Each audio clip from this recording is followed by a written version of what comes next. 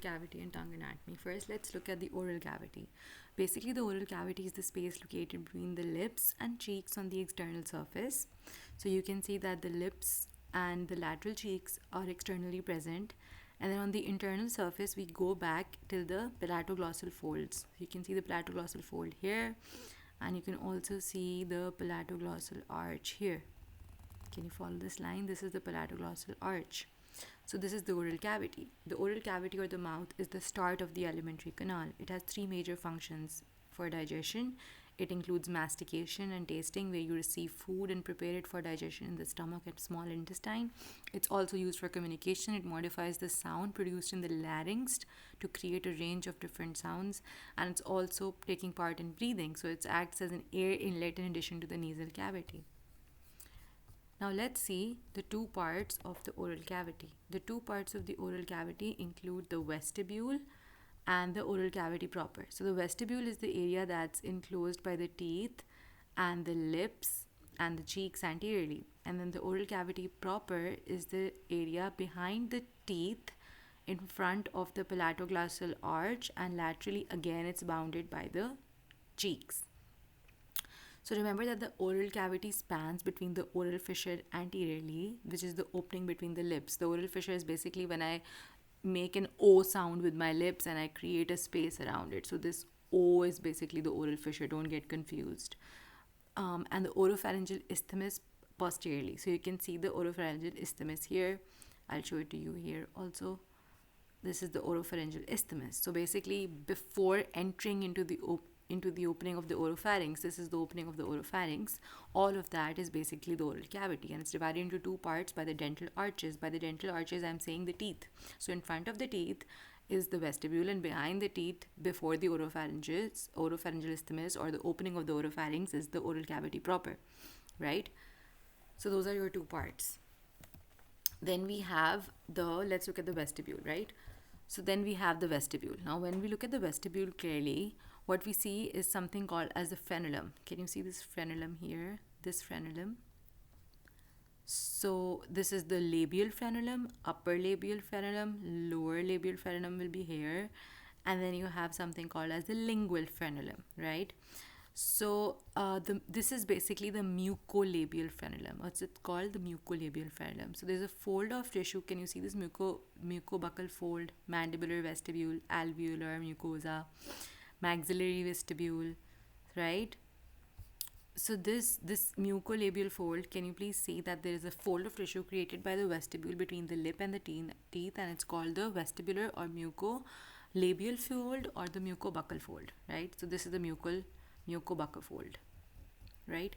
So the labial frenula at the maxillary midline, so this labial frenula at the maxillary midline is known as the upper labial frenula, and that at the mandibular midline here will be the lower frenula. This is different. This is the lingual frenula.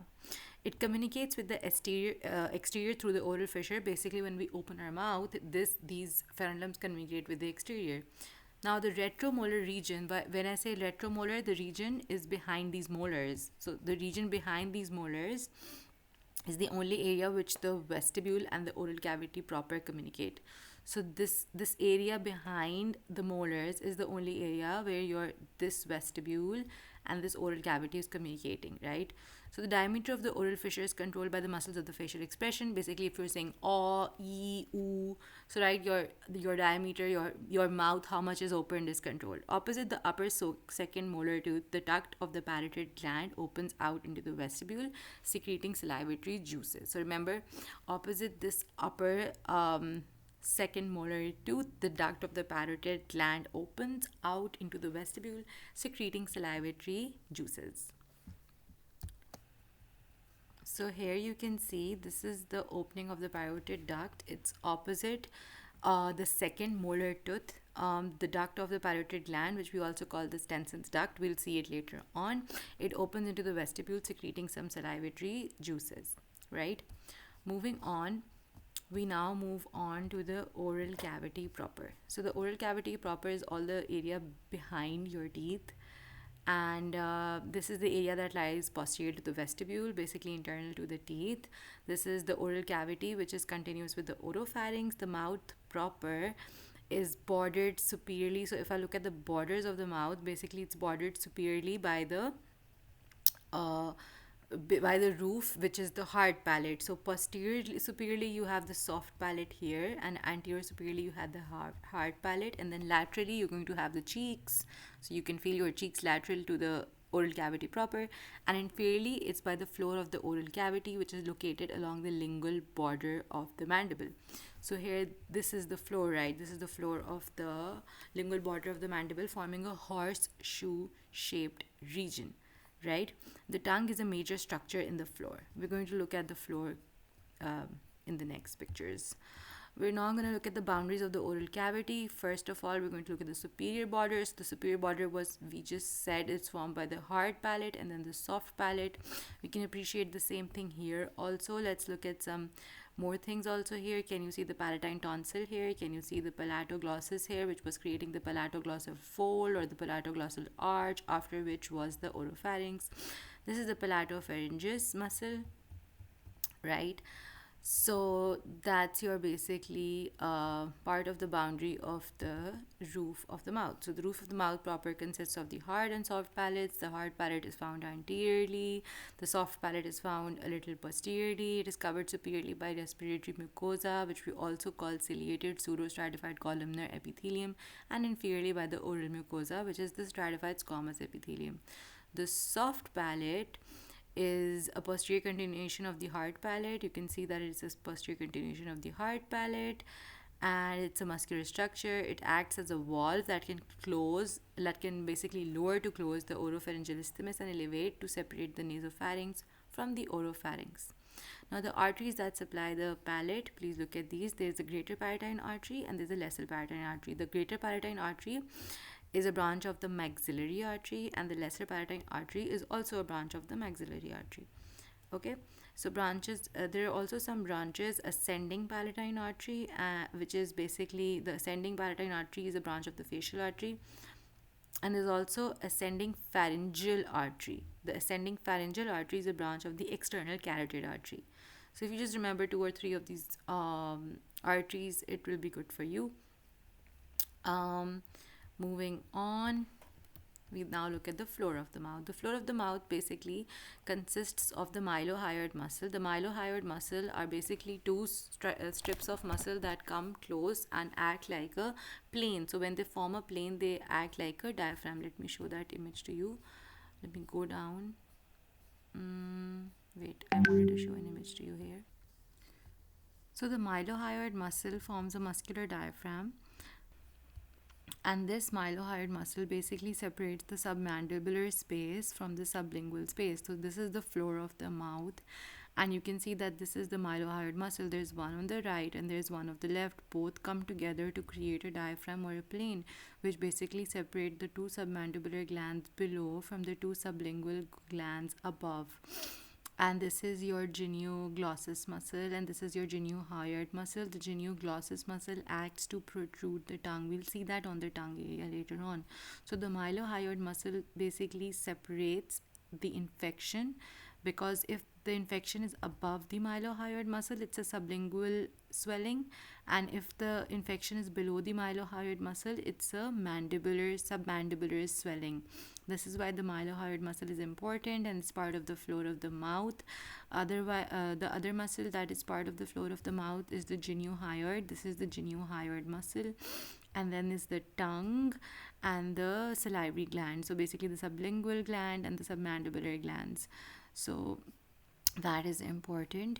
Then we move on to the blood supply of the floor of the mouth, which includes basically a submental artery. The submental artery is a branch of the external carotid artery. So the external carotid artery basically gives you the facial artery, which gives you the submental artery, and then there's also a lingual artery. The external carotid artery also gives you the lingual artery, which becomes the sublingual artery, and these two arteries form part of the floor of the mouth, blood supply of the floor of the mouth.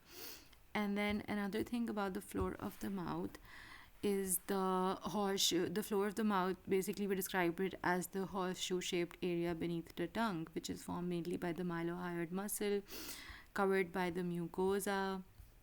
We saw the mylohyoid muscle here, which was part of the floor of the mouth, and it was covered by mucosa, and it contains salivary glands, ducts, vessels, and nerves. Also, the frenulum of the tongue, which is basically a midline mucosal fold. It anchors the tongue to the floor of the mouth, and if this frenulum is too thick in some conditions, it causes a tongue tie, which is called ankyloglossia. Um, and then we have these sublingual folds with opening of sublingual ducts. Can you see these here? These are seen as bilateral longitudinal ridges on either side of the frenulum, and they're caused by underlying sublingual glands. So each fold contains a sublingual gland and multiple small ducts, which are called the ducts of Rivenus, through which the sublingual glands drain. And then we have, can you see the sublingual caruncle with opening of the submandibular duct? So there's a sublingual caruncle with opening of the submandibular duct here. The sublingual caruncle is basically a small raised papilla at the base of the frenulum. It's the opening of the submandibular duct or the Wharton's duct, and whenever you get salivary stones, which we call sialolithiasis, they commonly lodge here. And then we have can we see? Okay, so the salivary glands, let me see if they're shown here. Okay, we have these salivary glands here. The sublingual gland and the submandibular gland, they basically lie beneath the mucosa and drain via small ducts open along the sublingual fold. And sometimes you have one larger duct which joins the submandibular duct, and we'll see that later on when we do the salivary glands. Anyways, let's move on. When we move on, we look at the blood supply. And now we've already done a little bit of the blood supply above, but let's go ahead through subparts here. So we said that the palatine was the blood supply of the palatine included the left and right greater palatine arteries and left and right lesser palatine arteries. We've already done that before. Now, something we haven't done, and that's the labial arteries. So the lips have to be given some kind of blood supply, right?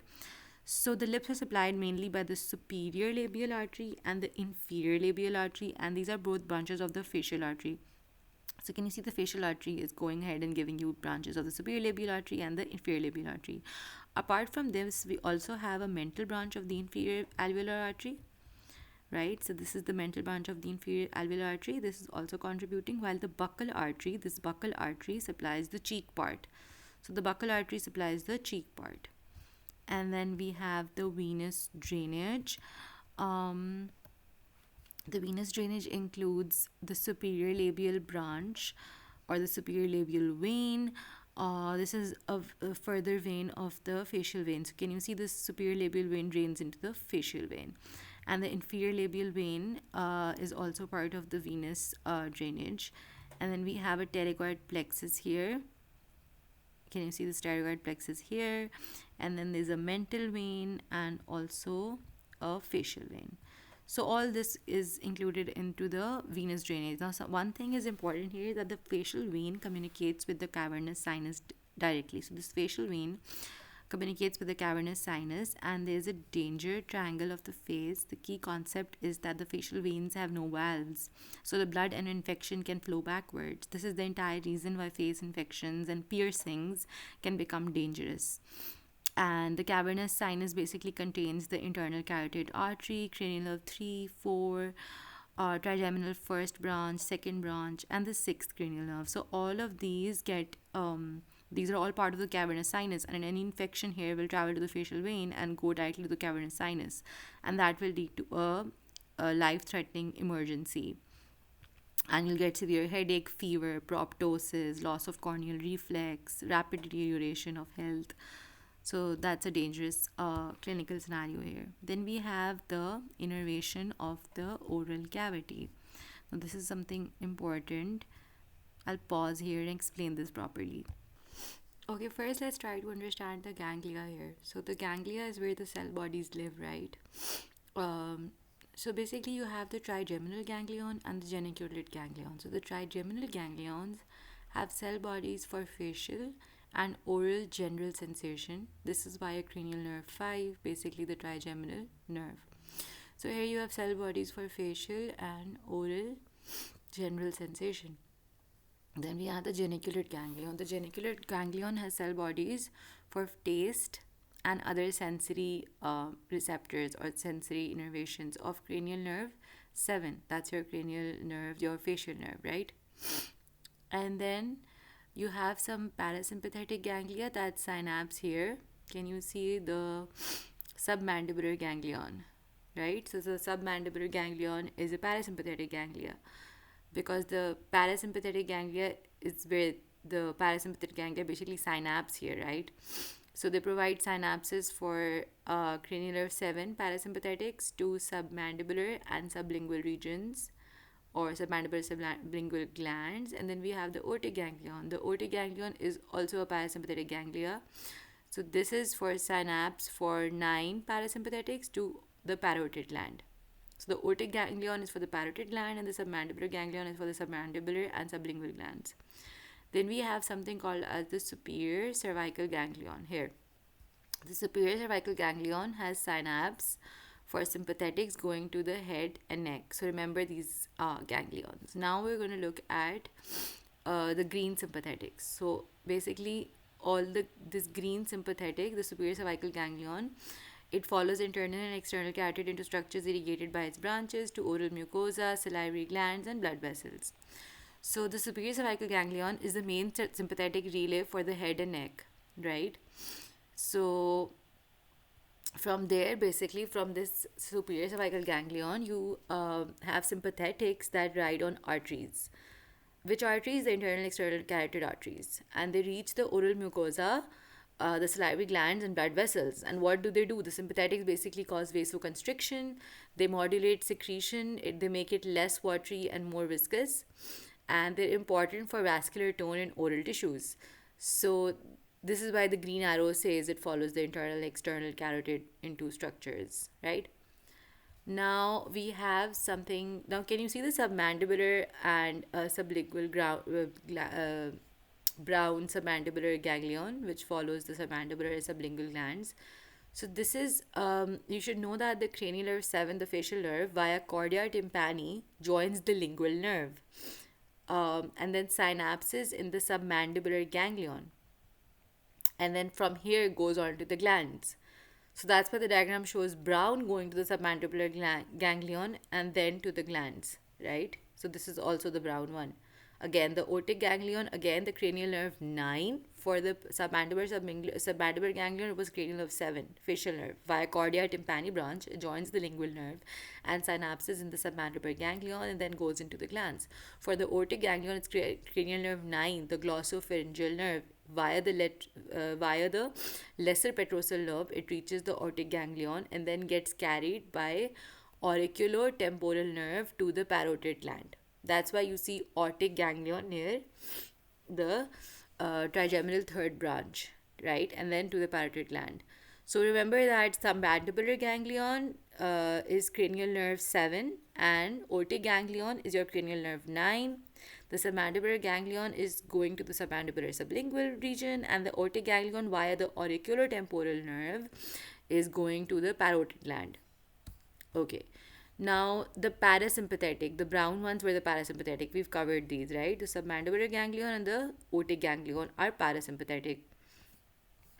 Now we have the motor ones, right? So this somatic is the motor one, the blue one, right? So which basically who moves the tongue.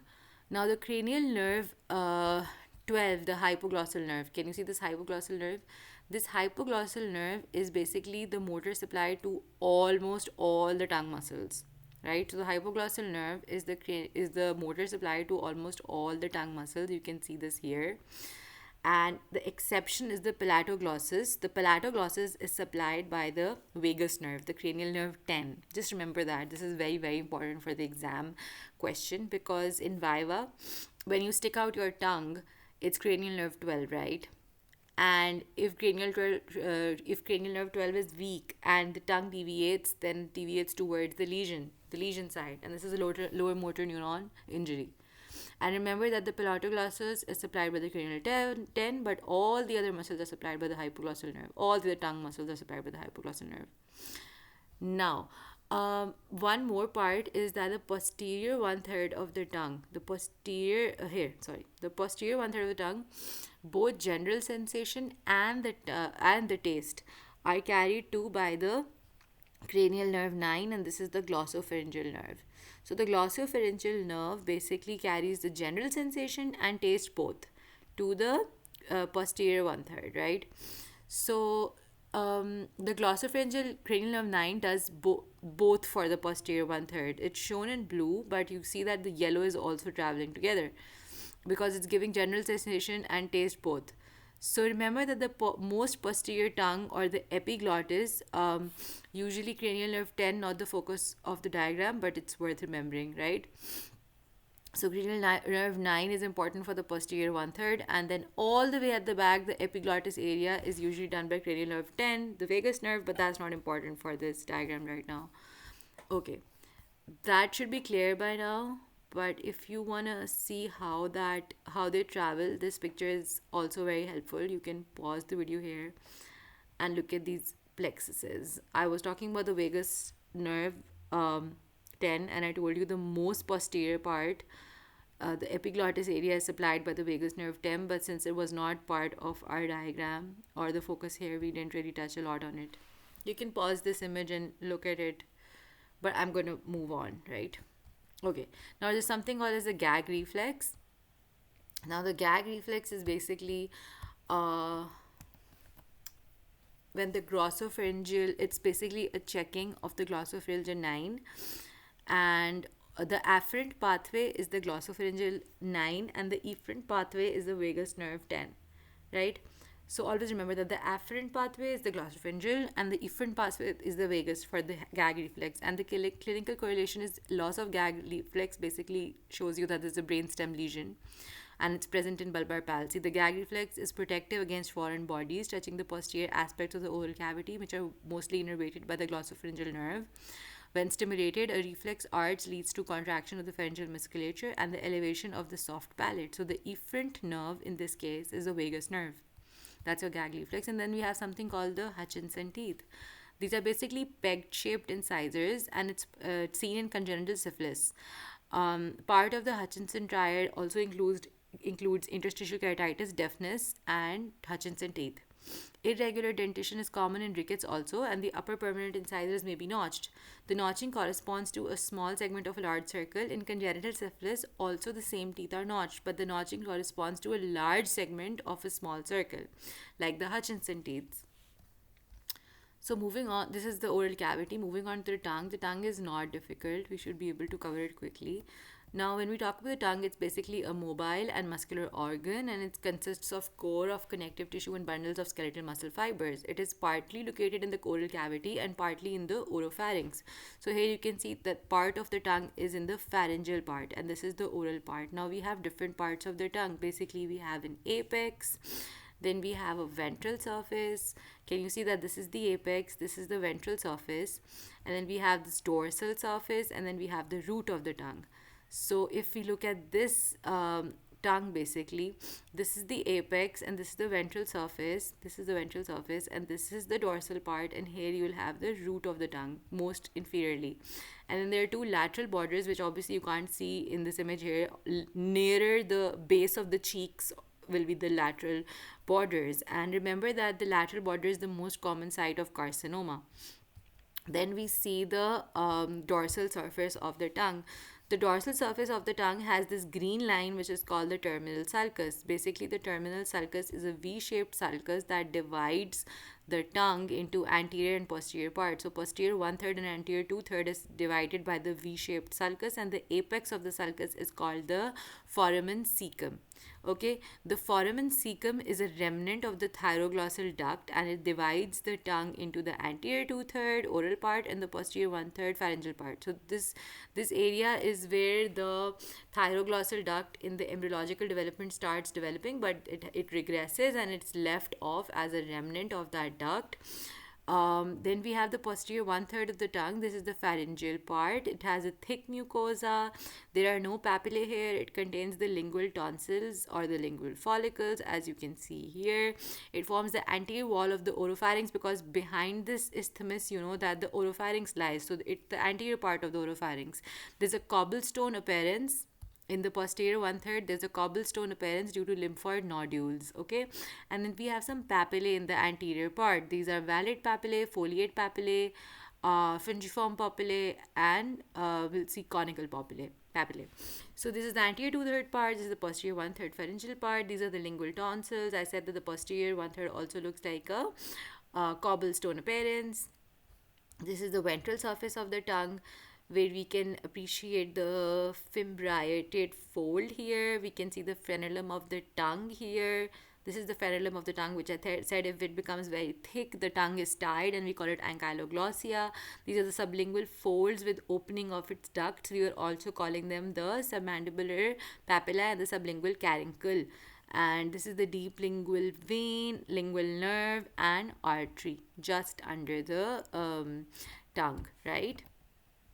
Okay, so I said that these opening of the submandibular ducts are also known as sublingual caruncles. Okay, moving on, let's go on and look at the papillae of the tongue. Now you can appreciate that these are the palatine tonsils.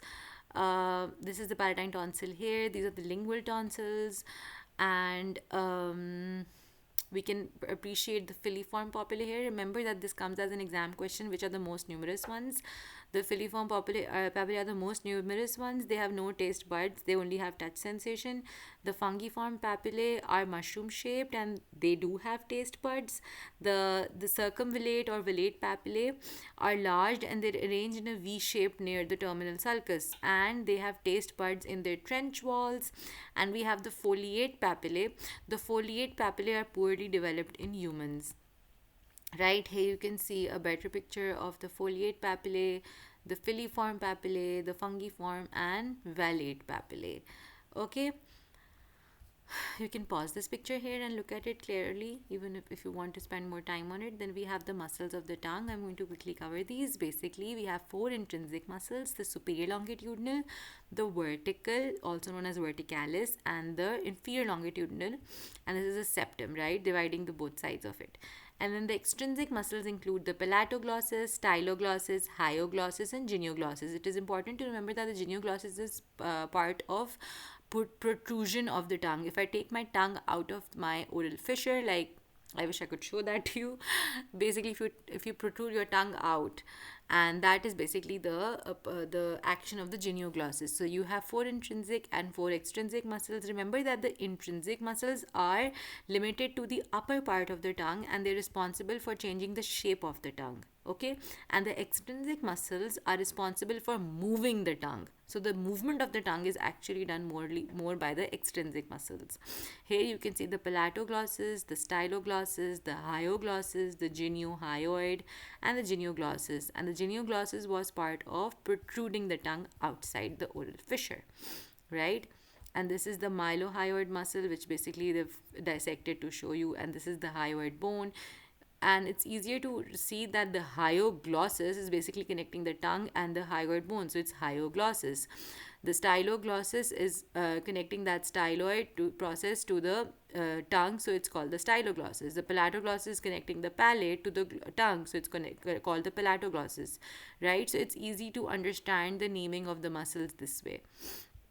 Then we've done this image before also, so I'm just going to name these ones here. Now this was the GGM was the genioglossus. I said this protrudes the tongue. This was the GHM was the geniohyoid. It was connecting the hyoid to the tongue, right? And then no, the geniohyoid basically connects the inferior mental spine of mandible to the body of the hyoid bone. So it connects the mandible to the hyoid bone. And then we had the mylohyoid muscle. We said it was like a diaphragm. It separated the submandibular gland from the sublingual gland, and that's how it separates the infection spaces. Then we had the lateral tongue muscles, which included the hyoglossus. Can you see this? This is connected to the side of the tongue and the hyoid, so they're both present on the sides of the tongue. And then we had this SLM, which was superior longitudinal muscle, and this was basically present within the tongue substance itself. It shortens the tongue and curls it upwards. And then we had a platysma also here. This is the platysma muscle, right? Remember that infection spreads up, if there is an infection, it spreads above the mylohyoid muscle in the sublingual space, and below the mylohyoid muscle it goes into the submandibular space. When it goes into the submandibular space, the infection leads to Ludwig's angina. We'll see that later on. Then we have innervation of the tongue. We've done it once, but let's revise a little bit just for the tongue, not the oral cavity. So all the muscles of the tongue was related to the hypoglossal nerve except the palatoglossus. The palatoglossus is supplied by the vagus nerve. This is an exam point. Now, the internal laryngeal nerve supplies the most, which was a branch of the vagus nerve, supplies the most posterior part near the epiglottis. I said the vagus nerve was supplying the area near the epiglottis. Mainly branch of it is internal laryngeal nerve. The glossopharyngeal nerve was the one which was giving both sensations, taste and general sensation. The cranial nerve 9 was giving to the posterior 1/3. Then there's an overlapping nerve supply, and the anterior 2/3, the general supply, sensory supply, comes from the lingual nerve, the branch of the trigeminal nerve, cranial nerve 5, and the special sensory is coming from the chorda tympani, a branch of the cranial nerve 7, the facial nerve. Then we have the blood supply. When we talk about the blood supply, we basically look at the lingual artery. Here you can see the dorsal lingual artery. This is the main lingual artery, which is further giving you the dorsal lingual artery. Then we have the sublingual artery. The sublingual artery, if during an operation or a surgical procedure, causes massive anterior bleeding if any ligation happens here. The sublingual artery supplies the anterior tongue and the sublingual gland both. Then you have this deep lingual artery on the ventral surface, right? And the lingual artery, it is coming off from the external carotid artery. So this external carotid artery is giving you the lingual artery here. So knowing these arteries is enough. For the venous drainage, we have two veins that we can remember: the lingual vein and the basically the dorsal lingual veins and the deep lingual vein, which are going ahead and draining into the lingual vein, right? So the dorsal lingual veins and the deep lingual veins. Then we have some lymph nodes. Quickly, let's look at them: the submental nodes, submandibular nodes, deep cervical nodes again, and retropharyngeal nodes, right? And then quickly, let's look at the issues of tongue. This is a macroglossia, really big tongue; microglossia, very small tongue; aglossia, no tongue; ankyloglossia, thick tongue frenulum; bifid tongue. So embryologically, the two lingual swellings failed to fuse in the midline and created a bifid tongue. Fissured tongue. Fissured tongue is basically when you have multiple grooves and furrows on the surface of the tongue ranging from 2 to 6 millimeter in depth. It's asymptomatic or sometimes causes burning or soreness. Then we have median rhomboid glossitis. This is sometimes considered to persistence of a tuberculum impar. When the tongue is developing, you have two lingual swellings, and just beneath those two lingual swellings, there's a tuberculum impar which with time regresses. But if it doesn't regress, a development remnant could form a median rhomboid glossitis. Otherwise, this condition is also associated with the infection Candida, which is a fungal infection. And then this is a black hairy tongue. It is basically dark and furry. It's caused by buildup of dead skin cells on papillae, and it's also temporary causes include antibiotic and tobacco use. Then we have the hypoglossal nerve injury. I told you the paralysis of the muscles of tongue always lead the tongue on the side of the lesion, and this points to a lower motor neuron lesion. This is the injury to the hypoglossal nerve, which supplies all the muscles of the tongue except the palatoglossal, which is supplied by the vagus nerve. And then you have the Ludwig's angina. This is basically a cellulitis of the submandibular space. The submandibular space was below the mylohyoid muscle. Due to infection of the lower molar teeth, it involves the sublingual and submental spaces bilaterally. And there's a hard neck swelling, a raised tongue, and dysphagia, which is difficulty in swallowing. This can lead to airway obstruction and create a medical emergency. I'm going to conclude the lecture here. I hope this was helpful.